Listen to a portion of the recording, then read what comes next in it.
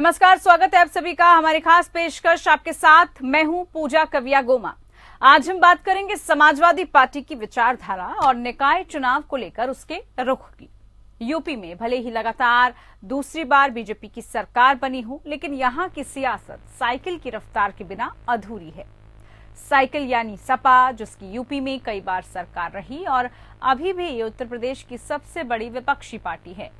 वहीं हाल ही के कुछ उपचुनावों में भी उसने अपना दम दिखाया है। उधर पूरे देश में दूसरी तरफ राहुल गांधी भी भारत जोड़ो यात्रा के बाद विपक्षी एकता की बात जोर शोर से उठा रहे हैं। कांग्रेस सांसद राहुल गांधी के सपा को लेकर दिए गए हालिया बयान के बाद उत्तर प्रदेश की राजनीति गर्मा गई है। राहुल गांधी ने समाजवादी पार्टी को लेकर कहा था कि अखिलेश यादव की पार्टी के पास राष्ट्रीय विचारधारा नहीं है, ये पार्टी सिर्फ उत्तर प्रदेश में ही मजबूत है। अब समाजवादी पार्टी की ओर से राहुल गांधी पर पलटवार किया गया है। समाजवादी पार्टी की मीडिया सेल ट्विटर पर लिखा है कि राहुल गांधी कह रहे हैं कि सपा की कोई राष्ट्रीय विचारधारा नहीं है। राहुल गांधी की उन्होंने कहा कि ये जान लें कि समाजवादी विचारधारा सिर्फ देश ही नहीं बल्कि पूरे विश्व है। समाजवादी पार्टी ने आगे कहा कि भगत सिंह, लोहिया जी, नेल्सन मंडेला, महात्मा गांधी जैसे विश्व क्रांतिकारी और नेताजी समाजवादी विचारधारा के ही थे। हाँ, कांग्रेस का कोई विचारधारा नहीं है। कांग्रेस वैचारिक पार्टी नहीं बल्कि सत्ता प्रेमी दल है। बीजेपी और कांग्रेस की विचारधारा इस मामले में मिलती जुलती रही है। इन दोनों दलों को हर कीमत पर सत्ता चाहिए, उसके लिए चाहे जो समझौते करने पड़े। लेकिन समाजवादी पार्टी समाजवादी विचारधारा संविधान का पालन करती है। वहीं सपा अब यूपी में निकाय चुनाव में आरक्षण को लेकर भी आर पार के मोड में दिख रही है। समाजवादी पार्टी के नेता, वरिष्ठ नेता और पूर्व मंत्री शिवपाल यादव ने भारतीय जनता पार्टी के नेतृत्व वाली सरकार पर तीखा हमला किया है। उन्होंने कहा कि उत्तर प्रदेश में नगरीय निकाय चुनाव में ओबीसी को आरक्षण देने के लिए जो आयोग अब गठित हुआ है, उसे 2-2.5 साल पहले ही गठित करना चाहिए था। उन्होंने उत्तर प्रदेश सरकार पर आरोप लगाया है कि ये सरकार पहले पिछड़ों का आरक्षण और फिर दलितों का आरक्षण खत्म करने की साजिश रच रही है। इस आयोग का गठन ऐसे समय में किया गया है जब इलाहाबाद हाईकोर्ट ने राज्य सरकार की अधिसूचना के मसौदे को खारिज कर दिया और ओबीसी को बगैर आरक्षण दिए स्थानीय निकाय चुनाव कराने का आदेश दिया है।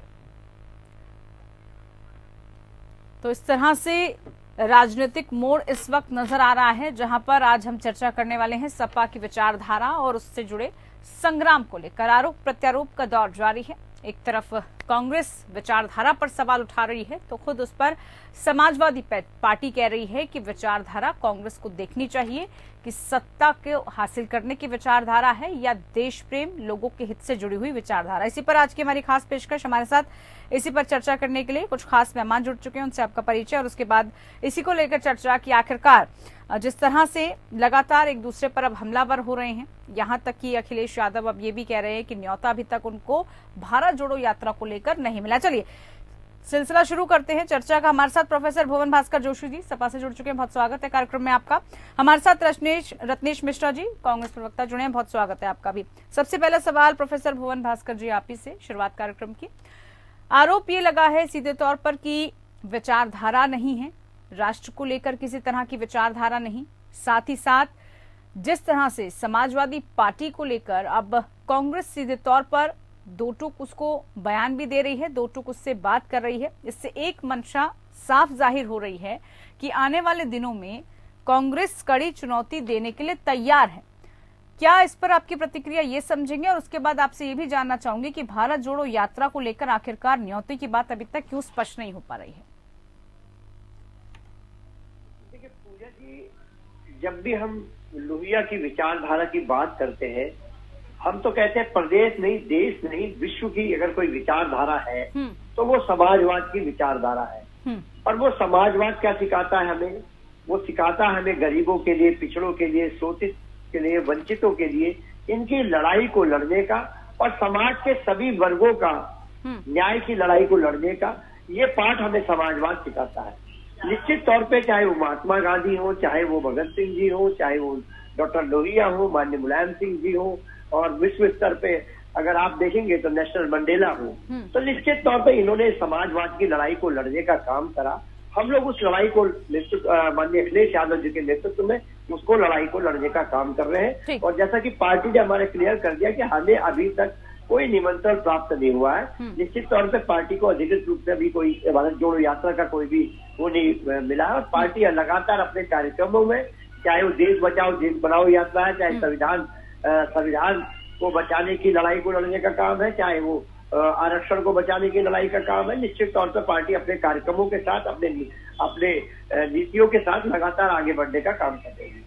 बिल्कुल भास्कर जी, देखिए तमाम तरह की बातें इसी को लेकर अब उठ रही हैं। भारत जोड़ो यात्रा को लेकर भी बार बार ये कहा गया कि अभी तक न्योता नहीं मिला है, लेकिन सवाल यहाँ पर यह भी है कि कहीं व्यस्तता तो नहीं दिखाई दी जाएगी, और आखिरकार कैसे बड़े चेहरे जो कांग्रेस कहती है कि हम इन सभी को लेकर आएंगे भारत जोड़ो यात्रा में, वो कैसे लेकर आए जाएंगे। लेकिन सबसे पहले रत्नेश जी, विचारधारा को लेकर सवाल उठाया गया है कि समाजवादी पार्टी की विचारधारा राष्ट्रीय स्तर की नहीं है। अब जरा आप ही से हम इसको लेकर स्पष्टीकरण और चाहेंगे कि आप जरा स्पष्ट रूप से समझाइए कि किस तरह की विचारधारा राष्ट्रीयता को लेकर दर्शाती है, किस तरह की विचारधारा से ये स्पष्ट हो पाएगा कि आप देश हित के लिए काम कर रहे हैं, क्योंकि विचारधारा कोई राज्य या देश तक सीमित नहीं रहती है, ये समाजवादी पार्टी कह रही है। पूजा जी, मुझे लगता है कि पूर्व मुख्यमंत्री अखिलेश यादव जी को थोड़ा बहुत अध्ययन करना चाहिए जाके, क्योंकि ऑक्सफोर्ड और हार्वर्ड में पढ़ने के तो दावे करते हैं, लेकिन मुझे लगता है कि भारतीय समाजवादी। रत्नेश जी, सुनील बराला जी इस वक्त हमारे साथ जुड़ चुके हैं। बहुत स्वागत है सुनील बराला जी, राज्य मंत्री हमारे साथ जुड़े हैं। सुनील बराला जी, लगातार इस बात को लेकर सवाल उठाए जा रहे हैं कि राष्ट्रीय पार्टी और राष्ट्रीयता को लेकर, और साथ ही साथ जिस तरह की विचारधारा होनी चाहिए उस विचारधारा को लेकर सवाल उठाए जा रहे हैं, लेकिन समाजवादी पार्टी लगातार ये कहती आई है कि हमारी विचारधारा को ना तो बीजेपी समझती है, ना ही कांग्रेस समझती है, क्योंकि हमारी विचारधारा राष्ट्रीयता को जोड़ने की है, हम पिछड़ों की लड़ाई लड़ते हैं। क्या प्रतिक्रिया इस पर आपकी? देखिए, कांग्रेस पार्टी का चरित्र जो है वो आजाद भारत के बाद में, जिन्होंने लगभग 60-65 साल इस देश पर राज किया हो और पूरे देश की जनता को लाइन में लगा करके रखा हो, जिस प्रकार से कोटे की परंपरा लागू रखी हो, चाहे वो गरीब वर्ग है उसे मिट्टी के तेल के कोटा लेने के लिए लाइन में लगना पड़ता था। चलिए जी, यहाँ पर कोटे की बात पर तो फिर यही आरक्षण को लेकर फिर से नया विवाद और नई तरह की राजनीति शुरू हो जाएगी, क्योंकि ये आरोप तो आप ही पर लग रहा है अब, और इसको समाजवादी पार्टी पूरी तरह से भुनाने की कोशिश योजना को लेकर के लाइन में लगना पड़ता था। टेलीफोन मिलते नहीं थे तो टेलीफोन की लाइन में लगना पड़ता था। तो ये सारी चीजें जो है, कांग्रेस जो है इस काम को जोड़ने में माहिर थी और भारत को तोड़ने का काम कर रही है अब यात्रा चला करके। तो आज भारत के प्रधानमंत्री श्री नरेंद्र मोदी जी के नेतृत्व में गरीब, दबे कुचले, पिछड़े लोग वो सब आगे बढ़ रहे हैं, तो उनको देखना इनको पसंद नहीं है। इनको लाइन लगाना आता है, भारत को तोड़ने की राजनीति करना चाहते हैं, जातियों में लोगों को बांट करके राजनीति करना चाहते हैं। तो इनके गठबंधन में ये समझ आ जाए तो अच्छा है कि गठबंधन इस बात को समझ ले कि कांग्रेस भारत को जोड़ती नहीं तोड़ती है। तो इसको लेकर के ये सब चीजें इनके सामने आ रही है। तो मैं श्री राहुल गांधी जी से कहूंगा कि वो और मजबूत हो गए और ताकत के साथ फिर अपने आप स्वयं लड़ने की क्षमता बना करके आगे बढ़े। ठीक है सुनील जी, लेकिन यहाँ पर अगर समाजवादी पार्टी की बात करें तो अब ये वो सवाल उठा रही है आयोग को लेकर भी, जो समय है उस टाइमलाइन को लेकर भी सवाल उठ रहे हैं कि किस समय इसको गठन करने की बात की जा रही है। इस तरह के सवाल उठाकर सीधे तौर पर जातिकरण के आधार पर और दलितों की राजनीति करने की और साथ ही पिछड़ों की राजनीति करने को लेकर आरोप बीजेपी पर लगता हुआ नजर आ रहा है समाजवादी पार्टी की तरफ से। देखिए, भारतीय जनता पार्टी आयोग निगम बोर्ड को लेकर के कितना आयोग वहां नहीं रख सकते क्या इसको? जी सुनील जी, ठीक है, ऐसा चाहिए, जगह कहाँ है रखने की? जगह है। सुनील जी आप हैं हमारे साथ? हाँ जी, हेलो। हाँ सुनील जी, सुन रही हूँ मैं आपको, बोलिए। हाँ, एक बार फिर के से बोलो, आवाज ड्रॉप हो गई थी, मैं रेल में हूँ। जी सुनील जी, सवाल आयोग को लेकर जिस तरह से जो समय इस वक्त चुना गया है उसको लेकर सवाल उठाया जा रहा है कि आखिरकार जिस काम को पहले ही सरकार को करना चाहिए था, जिस आयोग को पहले ही गठित किया जाना चाहिए था, वो सिर्फ राजनीति की वजह से इस वक्त लाया जा रहा है, इस वक्त बनाने की कोशिश की जा रही है। अब इस पर राजनीति हो रही है। देखिए, भारतीय जनता पार्टी नेतृत्व का एक अपना एक नजरिया है और नेतृत्व, विचार विमर्श और सामूहिक निर्णय देने का हमारे यहाँ प्रावधान है पार्टी में। तो यहाँ एक आदमी की पार्टी नहीं है। हमारे यहाँ निर्णय लेने में सार्वजनिक लोग बैठते हैं, निर्णय होते हैं। उसमें हम लोग निगम और बोर्ड के लिए कार्यकर्ता नहीं बने, कार्यकर्ता देश और राष्ट्र की सेवा के लिए बने हैं। तो उस पर ये समाजवादी पार्टी और बहुजन समाज पार्टी क्षेत्रीय दल जो है, उनके यहाँ ये दुकानें चलती थी। दुकानों के कारण से ये इनके लिए इस पर ज्यादा दिमाग रहता था। तो हमारे यहाँ कार्यकर्ता है, यहाँ आएगा तो भाव। सुनील जी, आप मुझे मालूम है आपकी व्यस्तता ज्यादा है, एक छोटा सा सवाल। 1950 से बताओ कि इनकी सरकार तो लेबर वेलफेयर था, श्रम कल्याण था, उसका इन्होंने आज तक जो है उसकी क्रियान्वयन नहीं किया, योजनाएं नहीं चलाई। गरीबों जो अधिकार था, तो सरकार में जब हम लोग जिम्मेदारी मिली तो 1950 के बाद 2019 में ये योजनाओं का क्रियान्वयन शुरू हुआ। चलिए, बिल्कुल सुनील जी, आवाज थोड़ी सी नहीं आ पा रही, हालांकि सवाल और भी थे आयोग को लेकर, जिस तरह की राजनीति और जिस तरह का आरोप अब समाजवादी पार्टी लगातार लगा रही है, उसको लेकर हम चाह रहे थे कोई स्पष्ट जवाब मिल पाए। बहरहाल बहुत शुक्रिया आपका, आप जुड़े हमारे साथ। सुनील बराला जी हमारे साथ राज्य मंत्री जुड़े, जिन्होंने स्पष्ट कहा कि बीजेपी इस तरह की राजनीति नहीं करती और जहां जहां पर जरूरत पड़ेगी वहां पर उन मुद्दों को उठाया जाएगा। हमारी खास पेशकश, जिसमें सपा विचारधारा और संग्राम को लेकर आज चर्चा हो रही है। खास मेहमान हमारे साथ लगातार जुड़े हुए हैं प्रोफेसर भुवन जी। जिस तरह से अभी खुद ये कहा गया कि समाजवादी पार्टी इस मुद्दे को लेकर राजनीति कर रही है, चाहे बात अब आयोग के गठन को लेकर, उसकी समय को लेकर सवाल आप जरूर उठा रहे हैं, लेकिन बीजेपी कह रही है कि हम ये लड़ाई लड़ेंगे, इस पर राजनीति करने की आवश्यकता नहीं है। आवाज मिल रही है आपको? भुवन जी जी, केवल भुवन जी को ही बैठा के रखा आपने? नहीं सर, आपसे भी जवाब लेंगे। अरे तो मैडम पहले पूछ तो लीजिए कुछ। पूजा जी मुझे जवाब देना है। जी, आधा से ज्यादा समय बीत चुका है। सर, बीच में राज्य मंत्री जुड़े थे, उनसे हम सवाल लेते, उन्हीं का सवाल है, तो उसके बाद उन्हीं का सर सवाल है, उन्हीं ने सवाल पूछा था, उन्हीं का जवाब मैं मांग रही हूँ सर। उन्होंने सवाल पूछा था, उन्हीं का जवाब मांग रही हूँ। आपको समय दिया जाएगा नहीं पूजा जी, सर समय सबको दिया जाएगा। समय अभी ब्रेक का सर पूरा वक्त बचा है, ब्रेक के बाद सर पूरा वक्त बचा हुआ है। ब्रेक के बाद प्रवक्ता कैसे कर सकती हैं आप? सर ब्रेक के बाद पूरा वक्त बचा है, आपसे तमाम पूछना चाहिए ना, कैसे बात कर रहे हैं आप? या भुवन भास्कर जोशी से ही सारे जवाब ले लीजिए आप। आपने अभी एक दल का पति ही नहीं रखा, आधे से ज्यादा डिबेट। सर आधे से ज्यादा समय बचा, ये भी तो देखिए ना। अभी ब्रेक हुआ, ब्रेक के बाद आपसे से पूछा जाएगा सब। अरे आप मुझसे ठीक है रत्नेश जी, देखिए चलिए ठीक है, चलिए आप जवाब दीजिए, आप जवाब उन्हीं से करवा लीजिए। नमस्कार। ठीक है रत्नेश जी, आप जवाब दीजिए। अरे क्या जवाब दे आपकी बात का? ठीक है सर, बोलिए। अरे सर, नाराजगी की बात नहीं है, जवाब दीजिए। पहली बात तो एंकर करते हुए आपको किसी भी प्रवक्ता को जब आपने एक बार बोलने के लिए कह दिया, तो जब वो बोल रहा हो तो बीच में इंटरप्ट ना करें। ठीक है सर, आपको इंटरप्ट नहीं किया जा रहा, आप ही से जवाब, आपको मैं बोलने का मौका दे रही हूँ। जवाब नहीं दिया, बोलिए सर। ठीक है, बहुत बड़ा जवाब नहीं दिया आपको।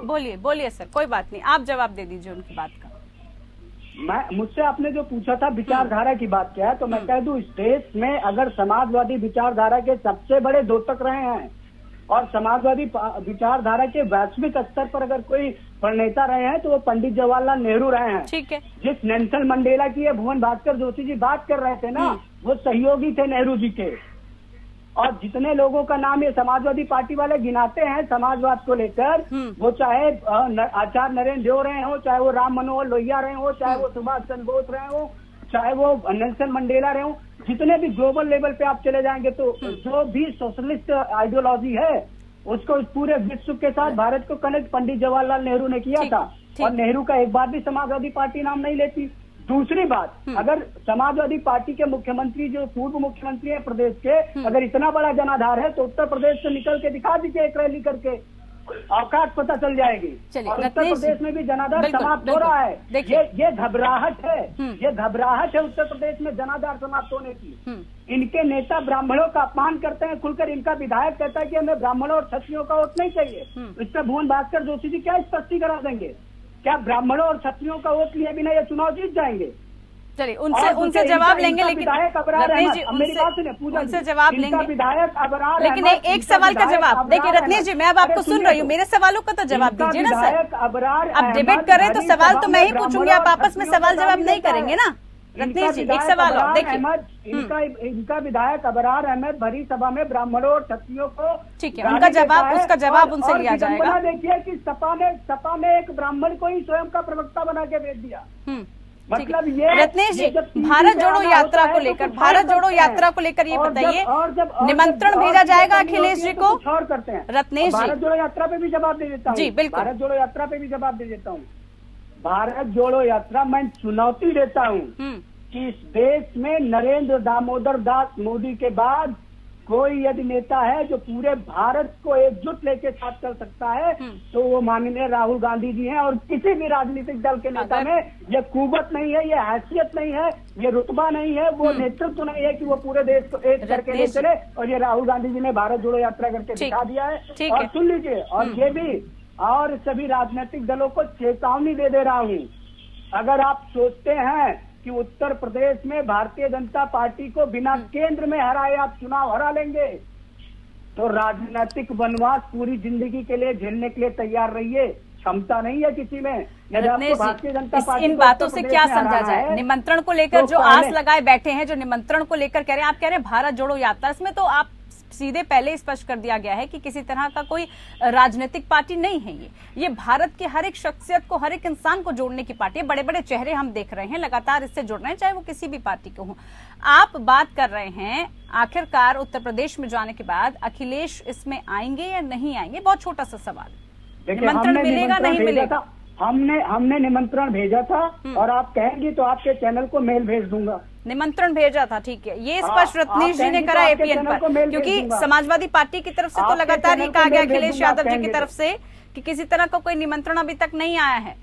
भुवन जी से जवाब ले लेते हैं। हमने जयंत जी को भी निमंत्रण भेजा था, हमने मायावती जी को भी निमंत्रण भेजा था और हमने अखिलेश जी को भी निमंत्रण भेजा था। उनका जवाब आया था, व्यस्तता के कारण उन्होंने कहा था, अपनी व्यस्तता के कारण वो नहीं आ पाएंगे। चलिए, निमंत्रण भेजा गया, अपनी मीडिया टीम के द्वारा आपको मेल करा दूंगा। ठीक है, बहुत सारे सवाल मुझे लगता है रत्नेश जी अब आपने पूछ लिया, जवाब भी अब लेने होंगे, हमें लेने होंगे जवाब भी। बोलूं मैं? जी बोलिए भुवन जी। पूजा जी, मैं शुरुआत करूंगा। आदरणीय भराला जी जो भारतीय जनता पार्टी के मंत्री थे, वो जो पहले जो बात कहेंगे उसका जवाब दे दूं, फिर कांग्रेस के साथी का भी जवाब दे दूंगा। पहली बात तो कहना चाहता हूं, जो आरक्षण का जो लेट हुआ वो केवल भारतीय जनता पार्टी की लापरवाही के कारण हुआ, क्योंकि हमारे नेता माननीय अखिलेश यादव जी ने बोला कि लगातार सरकार जो है पर्यटन में व्यस्त है। इस समय इनको चुनाव की जो जिम्मेदारी इनकी जो चुनाव कराने के निकाय थे, उस समय ये सैर सपाटे में लगे हुए थे। ये अपनी सामाजिक जो संवैधानिक जिम्मेदारी थी उसको निभाने में अक्षम रहे। दूसरा विषय मैं कहना चाहता हूँ, जो आज ये पिछड़ा आयोग का जो गठन किया, ये 6 साल से ये आयोग का गठन नहीं कर पाए। निश्चित तौर पर ये कहीं ना कहीं पिछड़ों के जो हक है उसको मारना चाहती है भारतीय जनता पार्टी। और समाजवादी पार्टी ने तय किया है, सड़क हो चाहे सदन हो चाहे सुप्रीम कोर्ट हो, हम लोग पिछड़ों की लड़ाई को लड़ने का काम करेंगे। आप प्रमुखता से इस मुद्दे को उठाएंगे, यानी कि आप प्रमुखता से इस मुद्दे को उठाएंगे, ठीक है? मैं अपनी पार्टी की विचारधारा को क्लियर कर दूं पूजा जी। हमारे नेता माननीय अखिलेश यादव जी ने कहा है कि साइकिल के 2 पहियों की तरह डॉक्टर लोहिया की विचारधारा को, डॉक्टर अम्बेडकर साहब की विचारधारा को पार्टी आगे बढ़ाने का काम करती है। और बहुत सारा बहुजन समाज ने मैनपुरी में और खतौली में इस बात का जवाब भी दिया है। और वो हमारे माननीय नेता अखिलेश यादव जी के जो विचारधारा है, जो उनकी विकास की राजनीति है, उसके साथ वो खड़े हुए हैं निश्चित तौर पर। मैं कांग्रेस पार्टी के तरफ तो जिम्मेदारी से कहना चाहता हूँ, कांग्रेस हमारे नेता माननीय अखिलेश यादव जी ने कहा है कि कोई भी अधिकृत हमें अभी तक इसका कोई निमंत्रण नहीं मिला है। निश्चित तौर पे अब प्रवक्ता साथी ने कहा है कि वो भिजवा देंगे या जो भी मेल करवा देंगे, उसके बाद प्रतिक्रिया कहेंगे। और इसके साथ साथ मैं कहना चाहता हूँ, हमारी पार्टी की देश बचाओ देश बनाओ यात्रा माननीय अखिलेश यादव जी के दिशा निर्देशन में पहले उत्तर प्रदेश में निमंत्रण आता है तो क्या समझा जाए? अगर निमंत्रण आता है भुवन जी, निमंत्रण आता है तो एक्सेप्ट किया जाएगा, उसको जाया जाएगा, इसमें इन्वॉल्वमेंट भागीदारी रहेगी या व्यस्तता बताई जाएगी?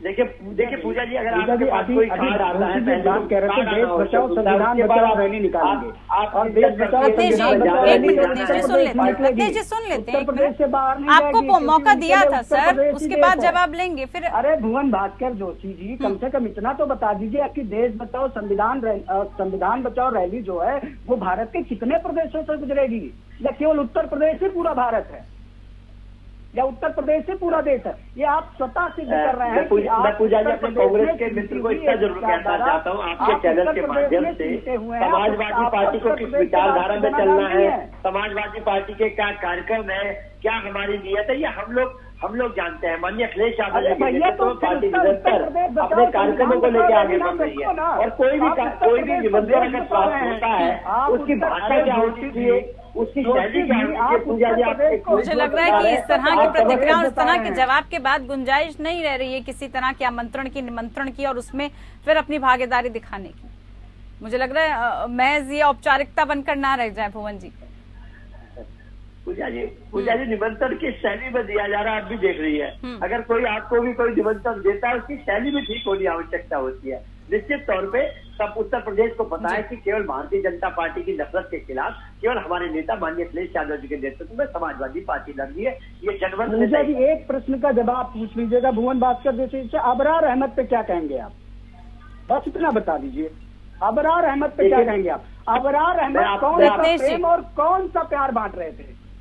अबरार अहमद ब्राह्मणों और क्षत्रियों को अपनी रैली में गाली देकर और उनके लिए अभद्रतापूर्ण शब्दों का प्रयोग करके कौन सा प्रेम और कौन सा शांतिपूर्ण संदेश बांट रहे थे? आपकी पार्टी ने ब्राह्मणों और क्षत्रियों को गाली देने वाले विधायक को अभी तक पार्टी से निष्कासित क्यों नहीं किया? क्या ये माना जाए कि समाजवादी पार्टी के राष्ट्रीय अध्यक्ष अखिलेश यादव का संरक्षण प्राप्त है अबरार अहमद को, कि आप ब्राह्मणों और क्षत्रियों को? ठीक है, जवाब ले लेते हैं सर, समय का अभाव है। एक सवाल पूछा है, जवाब जरूर भास्कर जी। पूजा जी, बहुत जिम्मेदारी से कहना चाहता हूँ, कोई भी व्यक्ति का अपना जो निजी बयान आता है उस पर मैं कभी आपके लगातार बहस करता हूँ। सर अब जवाब सुन लीजिए ना रत्नेश जी, जवाब तो सुन लीजिए, जवाब सुन लीजिए सर फटाफट से। आप जवाब भी नहीं, आप उनको पार्टी से रत्नेश जी ऐसा नहीं होता सर, डिबेट कर रहे हैं आप। जब आप सवाल पूछ रहे हैं तो जवाब सुनने की क्षमता तो रखिए सर, जवाब तो सुनिए सर, जवाब सुनिए सर, जवाब सुनेंगे तभी जवाब मिल पाएगा। मैं भी अपने समाज का नेतृत्व करता हूँ, मैं अपने समाज के सर पार्टी का नेतृत्व कीजिए, पार्टी का पहले नेतृत्व कीजिए। अपने समाज आप भारत जोड़ो की बात कर रहे हैं ना, तो भारतीय होने की सर वो ठीक है, बिल्कुल आपकी बात जायज है, आपकी बात को हम डिनाई नहीं कर रहे, लेकिन आप जब कह रहे हैं, जब आपको नहीं कर पा रहा, जब आपको एक मंच दिया गया, जब आपको ये कहा जा रहा है तो आप पार्टी की तरफ से बोल रहे हैं, उसका हम स्वागत भी कर रहे हैं। बहरहाल निकाय चुनाव को लेकर भी आपसे चर्चा करनी थी कि उसको लेकर किस तरह की रणनीति अब बन पा रही है। बहरहाल समय का मेरे पास अभाव है, समय नहीं है। बहुत शुक्रिया आप दोनों खास मेहमानों का, आप हमारे साथ जुड़े। तो विचारधारा को लेकर अक्सर इस तरह के संग्राम होते रहते हैं। अब कांग्रेस की आने वाले दिनों में स्ट्रैटेजी क्या रहने वाली है और समाजवादी पार्टी भारत जोड़ो यात्रा में दिखेगी, उनके चेहरे दिखेंगे नहीं दिखेंगे, वो देखना होगा आने वाले वक्त में। फिलहाल के लिए इतना ही, नमस्कार।